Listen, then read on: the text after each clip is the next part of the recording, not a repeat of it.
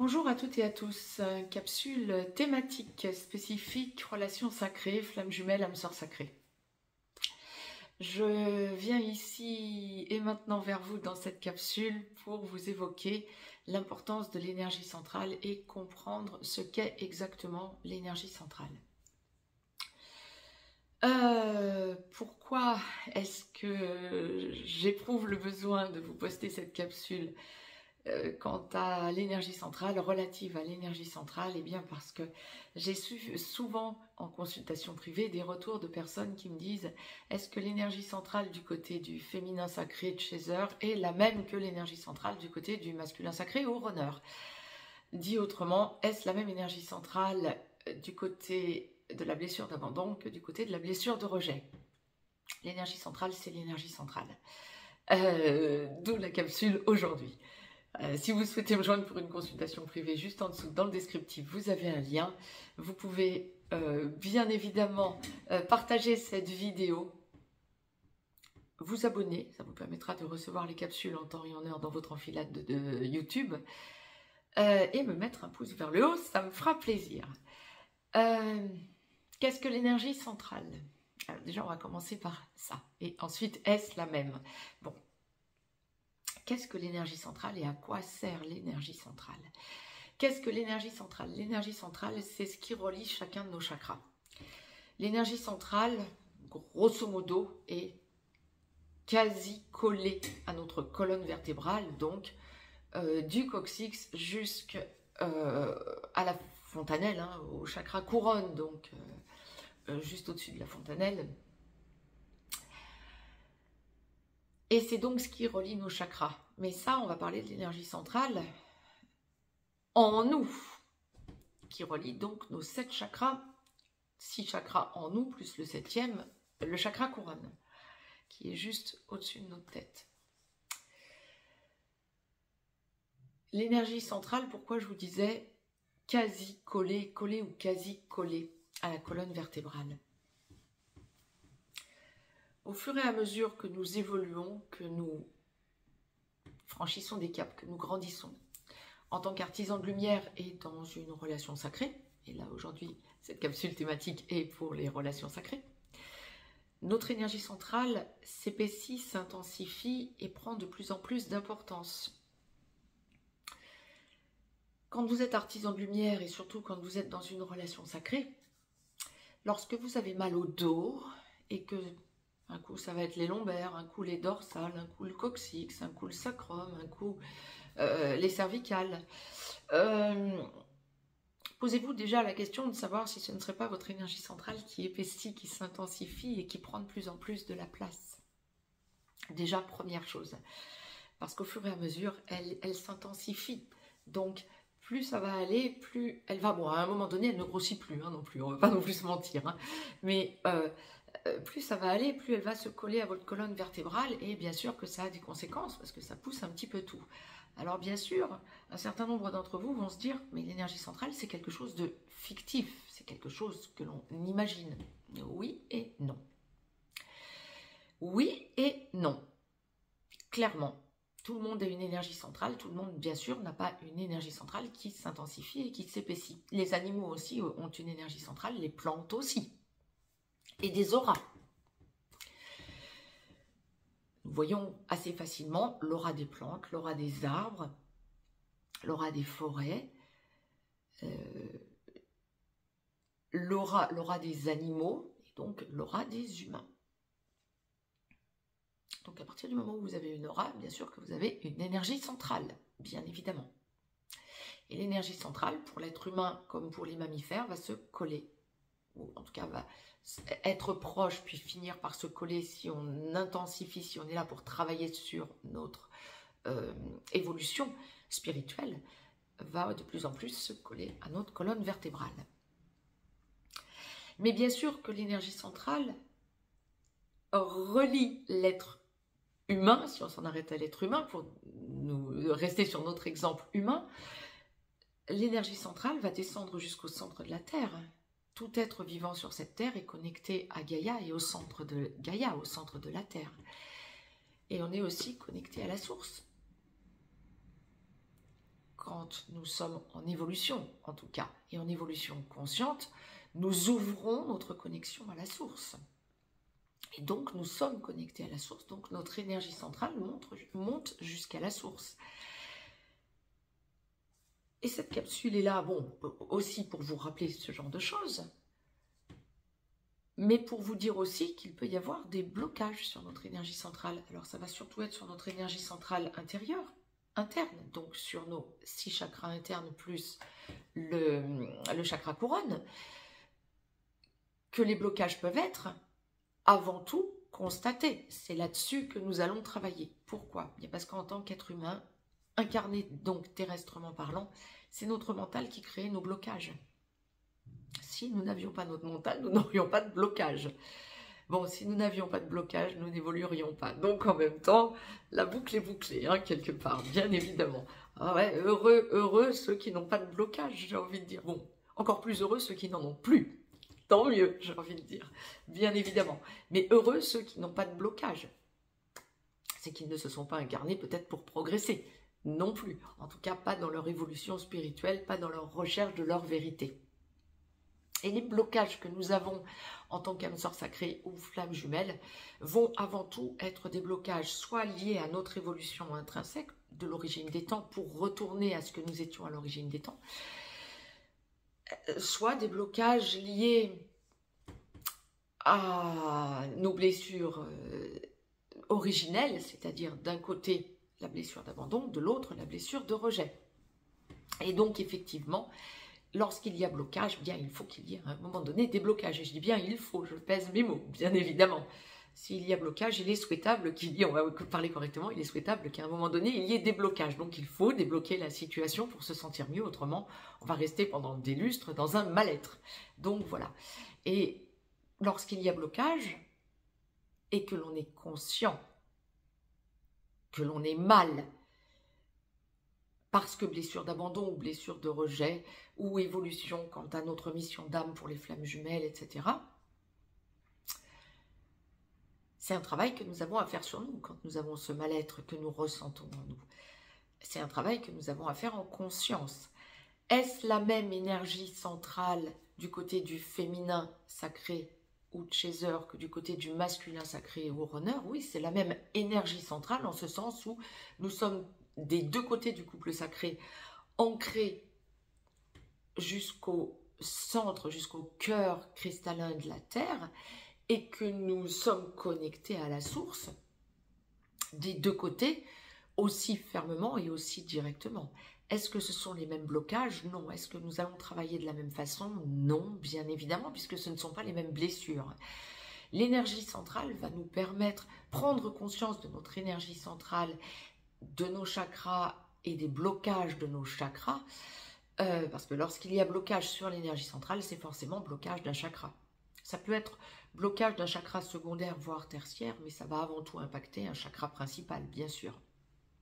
Et donc,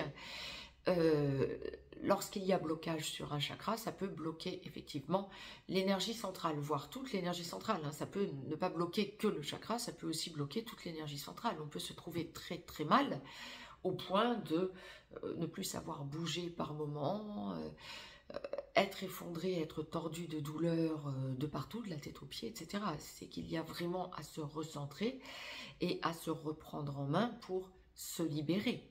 C'est toujours un travail lié aux blessures principales, abandon ou rejet, bien évidemment.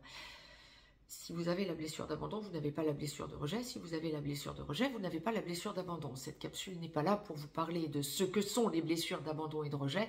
Si vous voulez comprendre ce qu'est réellement la blessure de rejet, ne la confondez surtout pas avec la blessure d'abandon. Je vous ai posté des capsules antérieurement. Allez refouiner, revisiter les capsules que j'ai faites sur les blessures originelles, les 5 blessures de l'âme, dans les playlists.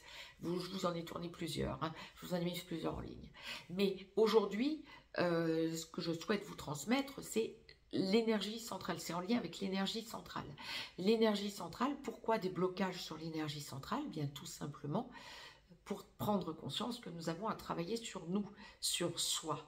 Est-ce que c'est la même énergie centrale pour le féminin et le masculin sacré, pour le chaser et pour le runner? Ça n'est pas. Oui, c'est la même, bien sûr. elle va toucher le même endroit au centre de la Terre et elle va monter au même endroit au niveau de la source. On est bien impacté par la même lumière, mais ça ne sont pas les mêmes choses à travailler, les blocages ne seront pas les mêmes. D'ailleurs, dans un couple sacré, c'est toujours une complétude. Ce que l'un est, l'autre ne l'est pas, et vice-versa, bien évidemment. Donc nous ne sommes pas amenés à travailler les mêmes choses, et c'est bien comme ça que c'est juste, bien sûr. Donc, à un moment donné, c'est prendre conscience que nous provenons du même endroit de l'univers, tous autant que nous sommes, et plus fort que ça, lorsque vous êtes dans une relation sacrée, vous êtes la même énergie, mais qui a été scindée en deux à l'origine des temps, donc ce que l'un travaille, l'autre ne le travaille pas, et vice-versa, mais ce qui vous permet de reconnecter au tout, et de trouver votre énergie pure, ce que vous étiez à l'origine des temps.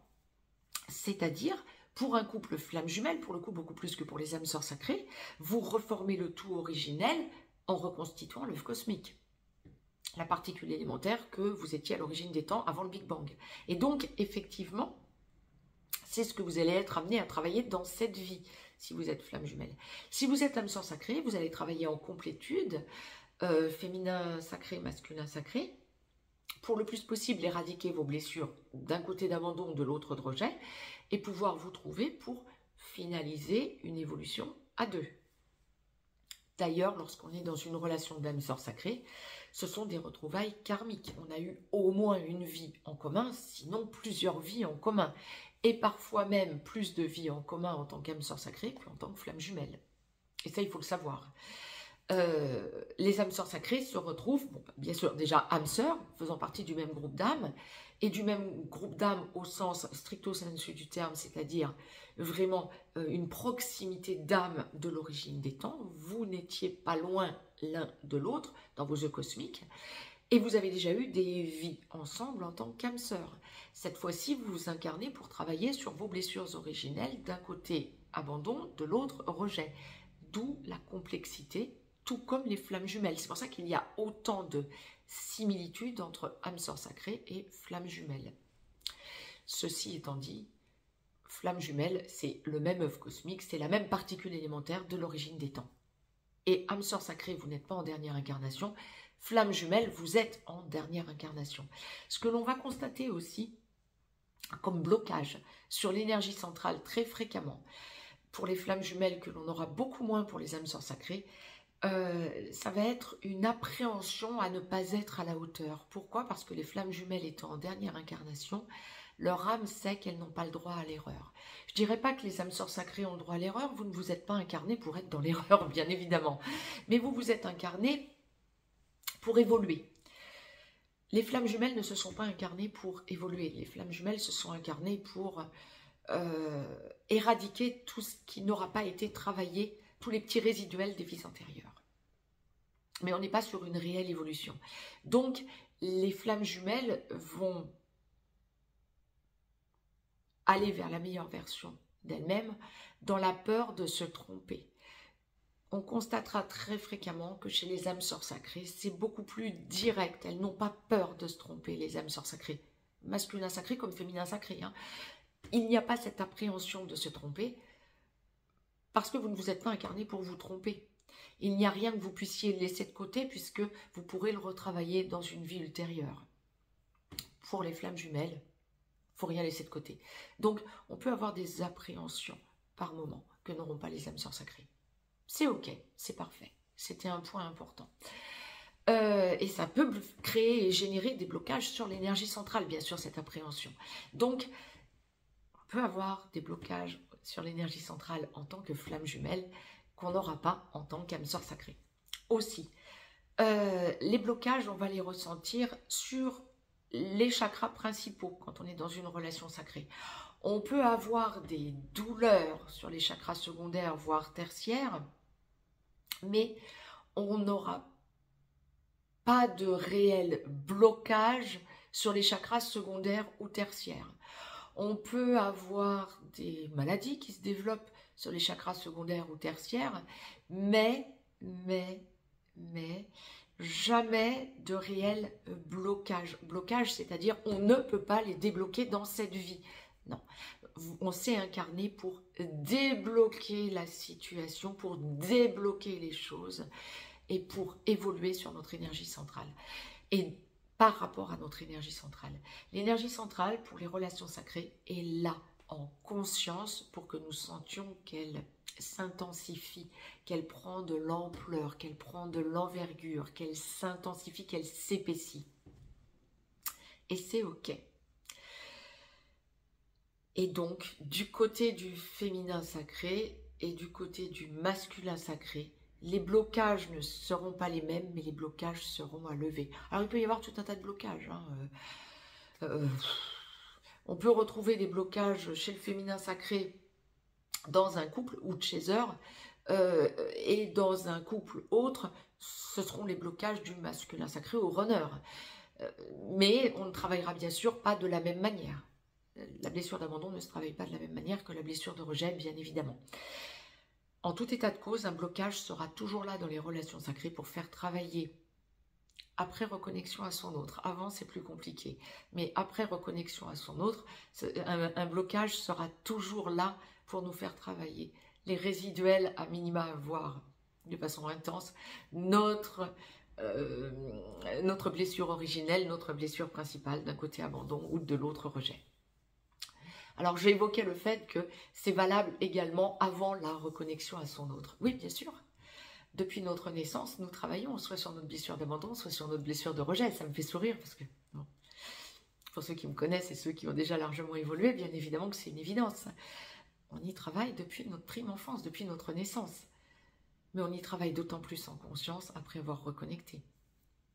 Quoique du côté de la blessure de rejet, les masculins sacrés ou runners ont un léger avantage sur les féminins sacrés ou chasers, même un gros avantage à certains moments, c'est qu'ils y travaillent beaucoup plus en intuitif avant la reconnexion et dans les premiers temps après la reconnexion.